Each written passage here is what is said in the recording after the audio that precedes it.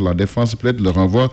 Selon mon confrère, les avocats du maire de Dakar n'ont pas reculé devant rien pour obtenir un ajournement du procès. Lors de l'audience hier, ils ont multiplié les stratégies pour obtenir gain de cause.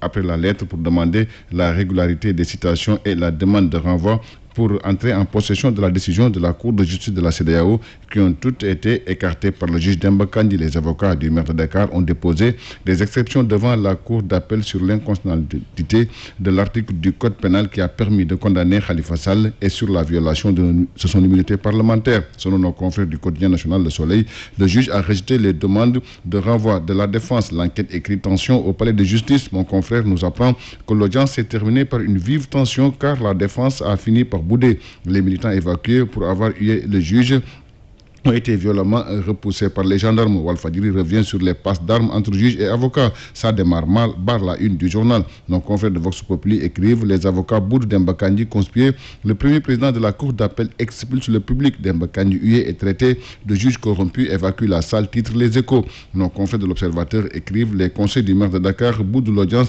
Ses partisans conspirent la Cour. Nos confrères de l'As renchérissent audience tendue. Maître Clédor Ciré revient sur le boycott dans le quotidien Les Échos.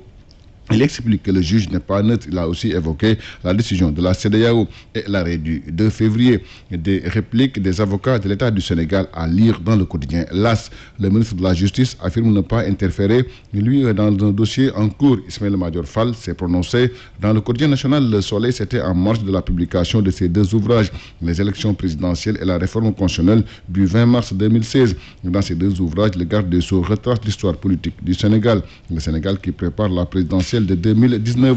Selon nos confrères de l'Observateur, le président de la République a mis en branle son plan de réélection. Macky Sall bat le rappel des troupes. Le secrétariat national de l'APR est convoqué demain. Les conférences, les présidents des partis de Benno Bokk Yakaar passent jeudi.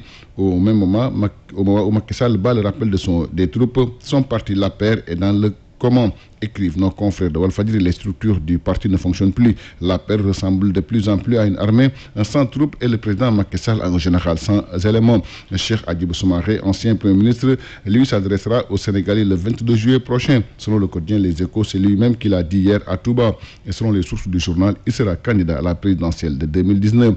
Le président du parti Rewmi, lui, était à Pékin. Selon nos confrères du quotidien Enquête, Idrissa Seck définit les contours de ce que sera sa stratégie. Il les milite pour une multiples candidatures. Il est aussi d'avis que les Sénégalais ont tourné le dos au président Macky Sall. Et puis en sport, l'actualité reste dominée par le mondial 2018 avec la première demi-finale qui se joue cet après-midi.